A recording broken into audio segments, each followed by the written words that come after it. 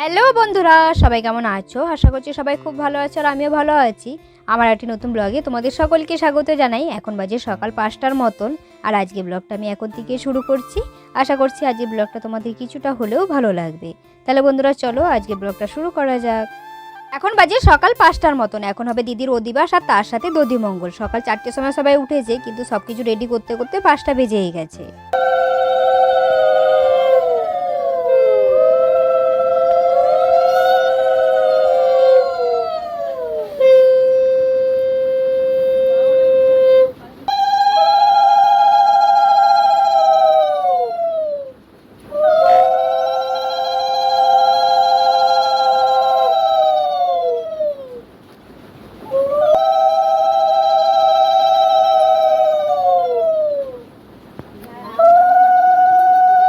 জোরে হবে, জোরে জোরে, এত আস্তে দিলে হবে?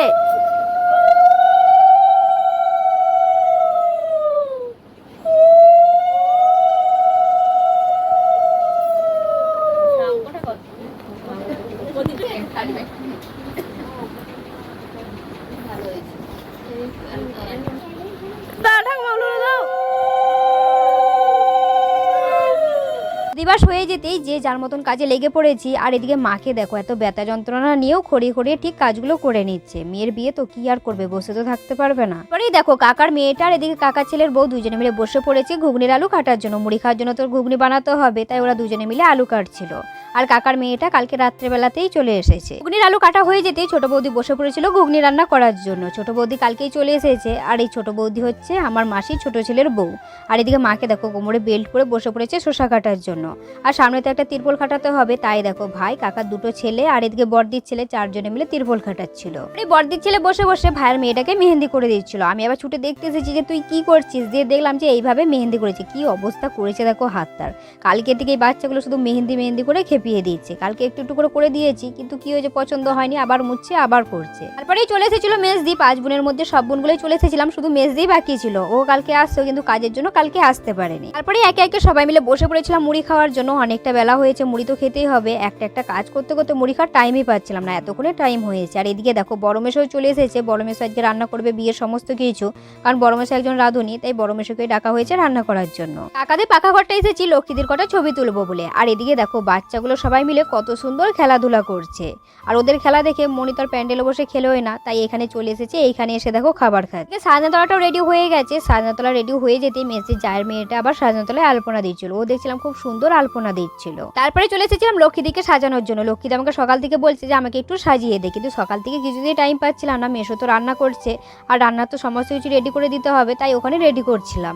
আর এতক্ষণে টাইম পেয়েছি, দিয়ে বললাম যে চল তোকে সাজিয়ে দিই, কারণ গায়ে হলুদের সাথে সাথে আবার বিয়ের জন্য সাজাতে হবে। ওর বিয়েটা আজকে সকাল সকাল হবে, ওর জন্য বললাম যে তাড়াতাড়ি সাজিয়ে দিই, তারপর তোর গায়ে হলুদটা হয়ে গেলে তারপর আবার বিয়ের জন্য সাজাবো। ওর মুখে দেখো হালকা করে মেকআপ করেছি, খুব একটা মেকআপ করিনি, কারণ একটু পরেই তো আবার উঠিয়ে দিতে হবে, তাই হালকা করে মেকআপ করেছি। আর তার সাথে হচ্ছে গায়ে হলুদের জন্য যে গয়নাগুলো নিয়ে এসেছিল সেইগুলো এক এক করে পরিয়ে দিচ্ছিলাম। আর তার সাথে একটু শাড়িটাও ভালো করে কুচি করে ভালো করে পরিয়ে দিয়েছিলাম। মেয়ের জীবনে এই দিনটা একবারই আসে, আর সবারই শখ হয় যে বিয়ের দিনটা একটু ভালো করে সাজবে। এত কাজের মধ্যেও টাইম ফাঁকা করে তারপর চলে এসেছি ওকে সাজানোর জন্য। ওকে সাজাচ্ছিলাম আর বলছিলাম যে তোর হাতে আর কটা চুড়ি থাকলে ভালো লাগতো দেখতে। কি আর করা যাবে, ওর হাতের মাপটা এতটাই সরু যে ওর হাতের মাপের এক জোড়াও চুড়ি পাওয়া যায়নি। আমি বিষ্ণুপুর থেকে এক জোড়া পেয়েছিলাম অনেক খুঁজে খুঁজে, সেই জোড়াটাই নিয়ে এসেছিলাম। আর এদিকে বলেছিলাম যে কতুলপুর থেকে তুই আরও নিয়ে নিবি, আর কতুলপুর থেকে এক জোড়াও ওর হাতের মাপে চুড়ি পায়নি, তাই কি করবো ওই এক জোড়াই পড়েছে। আর এদিকে আমার যে চুড়িগুলো ছিল সেগুলো দিচ্ছিলাম, কিন্তু ওর হাতে একটাও হচ্ছিল না, সবগুলোই বড় হচ্ছিল। আর আমাদের পিছনে দেখতে পাচ্ছ ওটা হচ্ছে আমার বড় বৌদি, মানে মাসির বড় ছেলের বউ। ওই বড় বৌদিও আজকে সকালবেলায় চলে এসেছে, এক এক করে সবাই চলে এসেছে। পরে ব্রাহ্মণ ঠাকুর চলে এসেছিলেন, আর এদিকে বাবাও বসে পড়েছিল বৃদ্ধি করার জন্য। তারপরে লক্ষ্মীদিকে রেডি করে নিয়ে যাচ্ছিলাম ফটো তোলার জন্য। ওর বিয়েতে যেহেতু ক্যামেরা করা হয়নি, তাই ওকে বলেছিলাম যে আমি তো সমস্ত ছবি তুলে দেবো। আর সবার বিয়েতেই তো শখ থাকে যে কিছু ছবি তুলে রাখা, তাই ওরও শখ ছিল যে ছবি তুলবে, তাই ওকে নিয়ে চলে এসেছিলাম একটা ধান ক্ষেতের পাশে, এখানে ছবি তুলছিলাম। আর ওর লুকটা কেমন লাগছে অবশ্যই কমেন্ট করে জানাবে। আমি কেমন সাজাতে পেরেছি সেটা তো জানতে হবে নাকি। আর এদিকে দেখো দিদিরা সবাই মিলে বেরিয়ে পড়েছে জল আনার জন্য। আমাদের পাশে একটা খাল আছে, সেখান থেকে জল আনবে। কারণ হচ্ছে বললাম না যে বেলাবেলি বিয়ে হয়ে যাবে, মানে বিকেলের দিকে, তাই তার আগে তো সমস্ত কিছু রেডি করতে হবে। তাই ওরা সবাই মিলে বেরিয়ে পড়েছে জল আনতে যাওয়ার জন্য। আমি যে যাব আমি তো আর পারবো না, কারণ আমার এখনো অনেক কাজ রয়েছে, সেগুলো সারতে হবে। ছবি তোলা হয়ে যেতে লক্ষ্মীদিকে নিয়ে চলে এসেছিলাম বৃদ্ধি করার জন্য। লক্ষ্মীদি এসে বাবার পাশে বসে পড়েছিল, আর তার খানিকক্ষণ পরে মাও বসে পড়েছিল। কারণ হচ্ছে মায়ের আঁচল দিয়ে তো আবার দিদির মাথা ঢাকতে হয়, তাই মা বসে আবার দিদির মাথার উপর আঁচলটা দিয়ে ঢেকে রেখেছিল, আর বাবার দিকে বৃদ্ধি করছিল। এখন বৃদ্ধি করা হয়ে গেছে, বৃদ্ধি করা হয়ে যেতে দেওয়ালে যে চিহ্নটা আঁকে সেটা এখন আঁকছেন। এটাকে কি বলে আমি জানি না, তবে ব্রাহ্মণ ঠাকুর এখন এটা আঁকছেন। আর আমার বেলায় তো আমার কাকা হচ্ছে বৃদ্ধি করেছিল, সম্প্রদান করেছিল। আর তার সাথে হচ্ছে আমার বেলায় দেওয়ালে মানে হচ্ছে গেটে ঢুকতে বা সাইডে চিহ্নটা করেছিল, আর এই ব্রাহ্মণ ঠাকুর বলছে নাকি ডান সাইডে করতে হয়। এখন চলে এসেছি দিদির গায়ে হলুদ দেওয়ার জন্য। কাকার মেয়েটা হলুদ বার ছিল, আর এদিকে 4 জন ধরেছিল। কাকার মেয়েটাও সকাল থেকে একটার পর একটা ছুটে ছুটে কাজ করছে। কি আর করবে, বোনের বিয়েতে এসেছে তো একটা একটা করে কাজ করতেই হবে, বসে কি আর থাকা যায়? চোখের সামনে কাজ দিলে সে করতেই হয়। তারপরে ছর্দি নিতকোনেকে আনতে গেছিল, নিতকোনে হয়েছিল ছর্দির মেয়ে, ওর জন্য ছর্দি আবার নিয়ে আসতে গেছে। দিয়ে বলছে তুই সবসময় দূরে থাকলে হবে, মাসিমণির কাছে কাছে থাকতে হবে। প্রথমে মা চলে এসেছিল দিদির গায়ে হলুদ লাগানোর জন্য, আর এদিকে নিতকোনেকে হলুদ লাগাচ্ছিল। ও দেখো ছুটে ছুটে শুধু পালাচ্ছে। তারপর আবার ছর্দি টেনে ধরেছিল, আর ওর হলুদ লাগানো দেখে বাকি বাচ্চাগুলো চলে এসেছিল, আর বলছিল যে আমাদের গালেও হলুদ লাগাতে হবে। তারপর আবার মা ওদের গালেও একটু করে হলুদ লাগিয়ে দিল।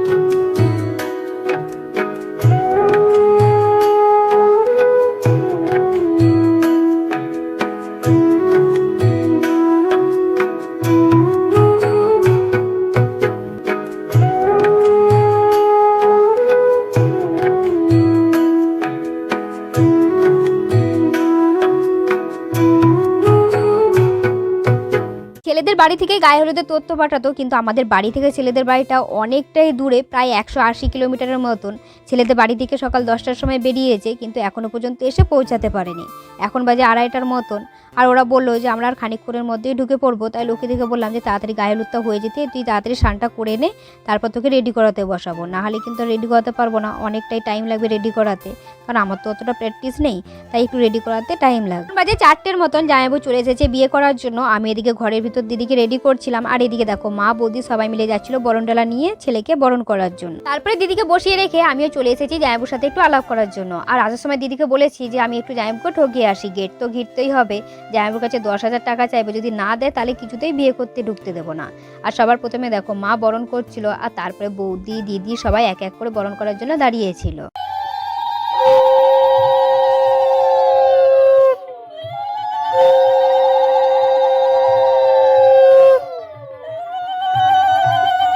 শেষে মেজ দিয়ে গেছে আশীর্বাদ করতে। আর এদিকে বড় বৌদি আবার কি করেছে, ভালো যে মিষ্টিগুলো ছিল, মানে মা ওরা যে আশীর্বাদ করছিল সেই প্লেটের মধ্যে নুনে ভিজানো যে মিষ্টি ছিল সেখান থেকে একটা তুলে এই প্লেটে রেখে দিয়েছে।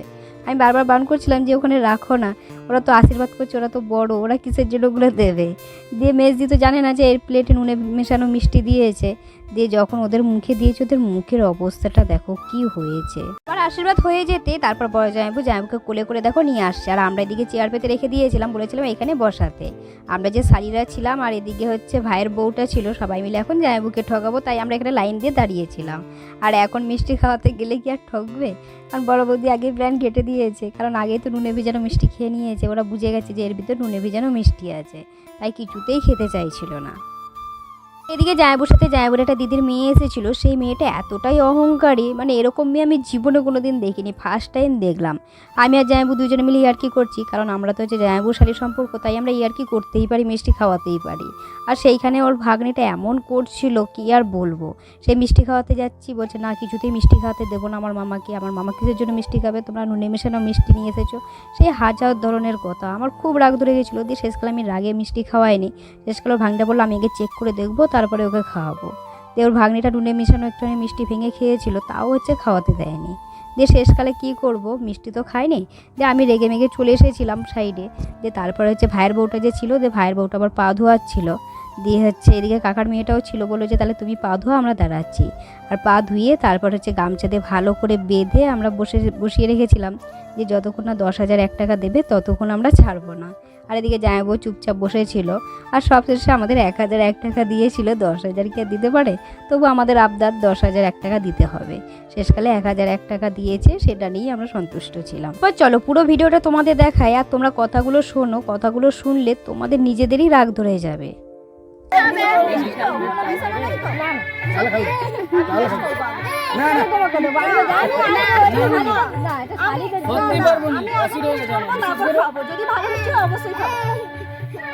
গেট ঘিরে তারপর আবার চলে এসেছিলাম লক্ষ্মীদিকে সাজানোর জন্য। ওকে প্রায় সাজানো হয়ে গেছে, এখন শুধু গয়নাগুলো পরানো বাকি রয়েছে, আর এদিকে কলকাটা বাকি রয়েছে, আর মাথার চুল আর ওড়নাটা দেওয়া বাকি রয়েছে। এই যে দেখো গয়নাগুলো পরানো হয়ে গেছে, মেকআপও পুরো কমপ্লিট। আর এদিকে এত পরিমাণে গরম ছিল যে ফ্যানের হাওয়া কিছুতেই মুখে লাগছিল না, তাই দেখো মুখটা একদম ঘেমে কি অবস্থা হয়েছে। তারপরে ছোটদি কলকাটা করে দিচ্ছিল, কারণ আমার আবার হাত প্রচুর কাঁপে, ওর জন্য বললাম যে তুই কলকাটা করে দে, আমি তোকে লাইট দেখাচ্ছি। আর এদিকে তুলি আনতে ভুলে গেছে, তাই কি করবে, ছোলাঘাটি ছিল সেটা দিয়েই কলকা করা হতো। কলকা করে তারপর লক্ষ্মীদিকে বাইরে নিয়ে চলে এসেছিলাম। ও শ্বশুরবাড়ি থেকে যারা এসেছিল তারা লক্ষ্মীদিকে আশীর্বাদ করবে, তাই ওকে বাইরে নিয়ে এসে বসিয়ে দিয়েছিলাম। আর ওর পিসি শাশুড়ি জামাইবাবু এরা এক এক করে আশীর্বাদ করছিল। তারপরে জামাইবাবু বসে পড়েছিল বিয়ে করার জন্য, আর এদিকে বাবাও বসে পড়েছিল। দেখতে পাচ্ছ সকাল সকাল বিয়ে করতে বসে পড়েছে। ওর শাশুড়ি নাকি বলেছে যে বিয়ে করে 12টার মধ্যে নাকি ঘরে ঢুকতে হবে, তারপর নাকি পূর্ণিমা পড়ে যাবে, তাই তার আগে ঘরে ঢুকতে হবে, তাই সকাল সকাল বিয়ে করে 12টার আগে যে পৌঁছাতে হবে। মানে ওদের ওখান থেকে আমাদের এখানে আসতেও অনেকক্ষণ টাইম লাগে, তো তাই দেখো বিকেলবেলাতেই বসে পড়েছে বিয়ে করার জন্য। তো বন্ধুরা এরই মধ্যে আরও একটা ঘটনা ঘটেছে। জামাইবাবু যে ভাগ্নিটা এসেছে, জামাইবাবুকে বসার জন্য বর আসন করা হয়েছিল, সেখানে বসার জন্য ছোটদি বলেছিল যে তাহলে তুমি এখানে বসো, আর আমি তখন দিদিকে ঘরের ভিতর সাজাচ্ছিলাম, তাই আমি দেখতে পাইনি। আর দিদির ভাগ্নিটা নাকি বলেছে না এখানে বসতে দেবো না, তোমরা ভিতরে নিশ্চয়ই কিছু ঢুকিয়ে রেখেছো। আসলে দিদি তো হচ্ছে মানে জামাইবাবুর দিদি হয়, শালি তো হয় না, তাহলে দিদি কেন ওর সাথে ইয়ার্কি করবে, সেটা ওর বোঝা উচিত ছিল। দিয়ে কী করেছে, সে সমস্ত কিছু উঠিয়ে দেখা করেছে, মানে হচ্ছে ওর যে পিসি শাশুড়িটা এসেছিলো ওই বয়স্ক মানুষটাকে দিয়ে সমস্ত কিছু উঠিয়ে দেখা করিয়েছে যে ভিতরে কিছু দিয়েছে নাকি। তারপরে ওখানে বলছে কি যে না ওখানে কি বসতে হবে না, কি না কি দিয়েছে, তোমার অন্য কিছু হয়ে যাবে, তোমার ওখানে বসতে হবে না। আবার এদিকে ওরা আগে আগে খাওয়া দাওয়া করে নিয়েছে, এদিকে হচ্ছে বলছে কি যে আমরা এই জল দিয়ে মুখ ধুবো, এই জল খাবো, মানে এমন ভাব করছে, মানে কি আর বলবো, এতটাই অহংকারী মেয়ে আমি জীবনে কোনো দিন দেখিনি। মানে নিজে শহরে থাকে বলে নিজেকে বিশাল বড় কিছু ভাবছে। এদিকে জামাইবাবুদের বাড়ি যেটা, ওটাও কিন্তু গ্রামে, তাহলে গ্রামে এসে তোরা কী করে থাকিস আমি সেটাই খুঁজে পাই না। আর গ্রামে এসে মানে আমাদেরকে এমনভাবে সব অপমান করছে, মানে দেখে মনে হচ্ছে তাদের যেন বিশাল ভিআইপি ব্যাপার, আমাদের যেন সেরকম কিছুই নেই। এসব কিছু দেখার পর শোনার পর আমার এতটাই রাগ ধরে গেছিলো, শুধুমাত্র নিজের দিদি বলে আমি চুপ করেছিলাম, কিছু বলিনি। আর শুধু মনে মনে বলছিলাম যে তোর এত অহংকার, তোর এই অহংকার ঠিক না ঠিক একদিন ভাঙবেই। এই দিদিকে নিয়ে চলে এসেছিলো, দিদি আবার চোখে পান পাতা দিয়ে তারপর হাঁটছিল জামাইবাবুর 4 সাইডে। আর এদিকে যে নাপিত ছিল ও আবার হচ্ছে দিদিকে ধরে ধরে হাঁটাচ্ছিল, কারণ দিদি তো চোখে কম দেখতে পায়, কখন উল্টে যাবে ওর জন্য নাপিত ধরেছিল। আর এদিকে পিছনে জল দিতে হয়, তাই আবার দিদি জল দিচ্ছিল। এখন হবে শুভদৃষ্টি আর মালা বদল। একদিকে বর্মশাই গামছা ধরেছে, আর একদিকে ছিল সেজে জামাইবাবু। বর্মশাই কিন্তু এতক্ষণ ছিল না, সবে মাত্র এসেছে, এখনো পর্যন্ত ড্রেসটাও চেঞ্জ করতে পারেনি, আসার সাথে সাথেই ঢুকে পড়েছে গামছা ধরার জন্য। আর বড়মাসাকে বলেছিলাম একটু সকাল সকাল আসার জন্য, কিন্তু সুবীরের জন্মদিনে গেছিলো তো, আর আজকে প্রচুর গরম ছিল যে একটু সকাল সকাল বেরিয়ে আসবে, গরমের জন্য বেরিয়েও আসতে পারেনি। আর ওকে বলেছিলাম যে সকাল সকাল কিন্তু বিয়ে হয়ে যাবে, ও বিশ্বাসই করতে পারেনি, বলছে হ্যাঁ দিনের বেলায় কারো বিয়ে হয় নাকি। আমি বললাম যে হ্যাঁ দিনের বেলাতেই বিয়ে হয়ে যাবে, তুমি সকাল সকাল আসবে। তারপরেও তাড়াতাড়ি করে বেরিয়েছিল, কিন্তু তাও একটু লেট হয়ে গেছে।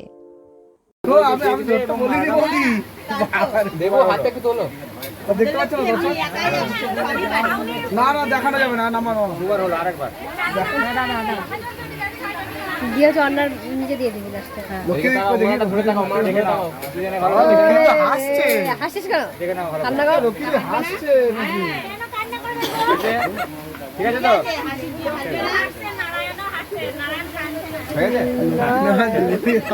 শুভদৃষ্টি মালা বদল হয়ে যেতেই দিদি আর জামাইবু বসে পড়েছিল, আর এখন হচ্ছে ওদের হাত বন্ধন। আর দিদির পিছনেই আবার জামাইবুর ভাগ্নিরা বসেছিল, আর ওকে যতবারই দেখছি আমার ততবারই যেন রাগ হচ্ছে। কি আর করব, সহ্য করে নিতেই হবে। তবে জামাইবুর বাড়ি থেকে শুধু ওই ভাগ্নিটা ছাড়া আর যারা এসেছিল তারা কিন্তু খুব ভালো মানুষ, শুধু ওই ভাগ্নিটাই বিশাল অহংকারী ছিল। তোমরা হয়তো অনেকেই জানো, আবার অনেকেই জানো না যে আমরা কয় ভাই বোন। আমরা হচ্ছে 5 বোন 1 ভাই। এক এক করে 4 বোনের বিয়ে হয়ে গেছে, শুধু লক্ষ্মী দিদি বাকি ছিল, ওরও আজকে বিয়ে হয়ে যাচ্ছে। তোমাদের মনে অনেকেরই কোশ্চেন থাকবে যে লক্ষ্মী দিদি তো আমার থেকে বড় হয়, তাহলে ওর কেন পরে বিয়ে হচ্ছে, আমার আগে বিয়ে কেন হয়ে গেছে। আসলে আমার বাবার অবস্থা সেরকম তো ভালো নয়, আর আমি যে বিয়ে করেছি আমি হচ্ছে লাভ ম্যারেজ করেছিলাম। আর এদিকে লক্ষ্মী দিদি পড়াশোনা করছিল, ওকে বলা হয়েছিল, ও বলছিল যে না আমি এখন বিয়ে করব না, আমি এখনও পড়াশোনা করছি, তাহলে বোনের বিয়ে দিয়ে দাও। আর আমিও তখন বিয়ে করতে চাইনি, কিন্তু অনেক ঘটনা ছিল, সেই সব ঘটনা তোমরা যদি জানতে চাও তাহলে পরে অবশ্যই জানাবো। আর এদিকে হচ্ছে বাবা বলছিল যে এক এক করে সবারই তো বিয়ে দিয়ে দিয়েছি, তোর দিদিরও বিয়ে দিতে হবে, তাহলে তুই এখন বিয়ে করে নে, তোর দিদি যখন বিয়ে করতে চাইবে তখন বিয়ে দেবো। তাই সবার কথা শুনে দিয়ে তারপর বিয়ে করেই নিলাম। যে এটাও ভাবলাম যে সবারই তো পরপর বয়স হচ্ছে, বাবারও বয়স হচ্ছে, ভাইয়েরও বিয়ে দিতে হবে। আমি যদি বলি যে না এখন বিয়ে করব না, তাহলে হচ্ছে দিদির কবে বিয়ে দেবে আর ভাইয়েরই বা কবে বিয়ে দেবে, সব কথা ভেবে চিনতে তারপর বিয়ে করে নিয়েছিলাম।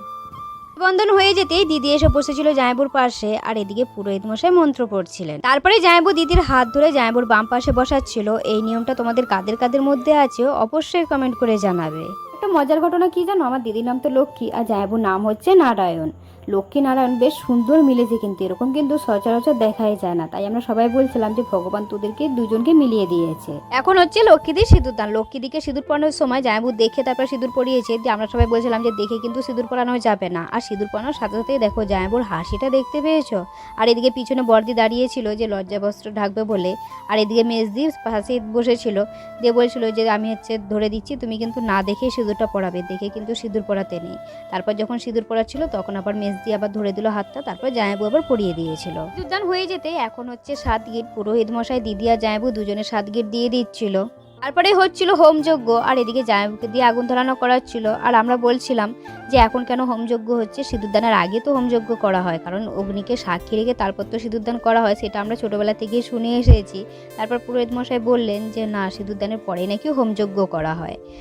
পুরোহিত মশাই যখন বলেছেন সেটাই হয়তো সঠিক হবে, কি আর করবো, চুপচাপ বসে আমরা দেখছিলাম, আর কিছু বলিনি। আর তোমরা বন্ধুরা অবশ্যই কমেন্ট করে জানাবে যেটা ভুল না ঠিক। কোনটা ভালো করে জ্বলতি। তারপর লক্ষ্মীদের জামাইবু দুজনে মিলে উঠে দাঁড়িয়েছিল, আর এদিকে ভাই আবার লক্ষ্মীদের হাতে খই দিচ্ছিল, আর জামাইবু আর লক্ষ্মীদের দুজনে মিলে খই দিচ্ছিল আগুনের ভেতরে। আর এদিকে কাকার মেয়েটা আবার লক্ষ্মীদের সাইডে ভালো করে ধরেছিল, ও তো নিজে বাগাতে পারছিল না, তাই ও ধরেই বসেছিল। ভাই তো দিদির হাতে খই দিচ্ছিল, সবশেষে জামাইবু আবার ভাইয়ের মুখে খই ঢুকিয়ে দিয়েছিল। এটা হয়তো ওদের ওদিকে নিয়ম, কিন্তু ভাইয়ের মুখে তো ঢুকাতে পারেনি, ভাইয়ের মুখের উপরেই শুধু চিটে ছিল, ভাই কিন্তু মুখে এক ফোঁটাও ঢুকায়নি। আর ওদের ঘরের লোকগুলো এতটাই চিৎকার করে উঠেছিল, আমরা তো ভয় পেয়ে গেছিলাম, কারণ এই নিয়মটা আমরা কোনোদিন দেখিনি, আজকে ফার্স্ট টাইম দেখলাম। বিয়ে কমপ্লিট হয়ে যেতেই দিদি আর জামাইবুকে ঘরে নিয়ে এসে বসিয়েছিলাম, আর এখন মা দিদি আর জামাইবুকে মিষ্টি খাওয়াচ্ছিল। মা তো এতক্ষণ ঘরে বসেছিল, মায়ের নাকি সন্তানদের বিয়ে দেখতে নেই। এই নিয়মটা খুবই বাজে, এই নিয়মটা কে যে চালু করেছিল আমি সেটাই খুঁজে পাই না। যে মা এত কষ্ট করে সন্তানদের জন্ম দেয় সেই মায় নাকি মেয়েদের মানে সন্তানদের বিয়ে দেখতে পারে না। এদিকে বাবা দেখতে পারে, কিন্তু মা দেখলেই যত অমঙ্গল হয়। এটা সত্যিকারের কুসংস্কার, কারণ হচ্ছে সন্তানদের বিয়ে দেখলে কোনোদিনই অমঙ্গল হয় না, বরঞ্চ মঙ্গলই হয়। তারপরে দিদি জামাইবুকে নিয়ে বসে পড়েছিলাম খাওয়া দাওয়া করার জন্য। এদিকে সবারই খাওয়া দাওয়া হয়ে গেছিলো, আমি আর ছোটদি দুপুরবেলা খাওয়ার টাইম পাইনি, তাই ওদেরকে নিয়ে একসাথেই বসে পড়েছিলাম। এদিকে খেতে বসবো তার আগে ওরা শুরু করেছে যে না কিছুতেই এখানে খেতে দেবে না, ঘরে যে তারপর খাবে। আর আমরা এদিকে বলেছিলাম যে না না খাইয়ে আমরা কিছুতেই ছাড়বো না। এদিকে খেতে বসেছে, ঠিকমতো খেতেও পারছে না। জামাইবুর ভাগ্নিটা একদিক দিয়ে বলছে যে মামা তাড়াতাড়ি চলো, আর খেতে হবে না, তোমাদেরকে হোটেলে খাওয়াবো। আমি বললাম যে তোমাদের যদি অতই তাড়া, তাহলে খাবারগুলো নিয়ে গাড়িতে বসো, দিয়ে খেতে খেতে সারা রাস্তায় যাবে। আমিও বলে দিয়েছি কতক্ষণ আর চুপ করে থাকবো। খাওয়া হয়ে যেতেই দিদিকে এখন বিদায় দিতে হবে, তাই দেখো সবার প্রথমে জামাইবুকে মা কোলে বসিয়েছিল আর গ্লাসে করে দুধ নিয়ে এসেছিলো সেটা খাইয়েছিল। আর তারপরে লক্ষ্মীদিকেও কোলে বসিয়েছিল আর গ্লাসে করে যে দুধ নিয়ে এসেছিলো ওকেও সেটা খাইয়েছিল। আর তারপরে যেটা নিয়ম ছিল যে মানে সারা বছরের ঋণ শোধ করে দেওয়া, সেটা আবার লক্ষ্মীদি করছিল। আর এই নিয়মটা কিন্তু খুবই বাজে, মানে আমার তো একদমই ভালো লাগে না। কোনোদিন মা বাবার ঋণ শোধ করা যায় না কি? আমার তো একদমই এই নিয়মটা ভালো লাগে না, কিন্তু আমার বলাতে তো আর এই নিয়মটা উঠে যাবে না, সেই নিয়মটা থেকেই যাবে।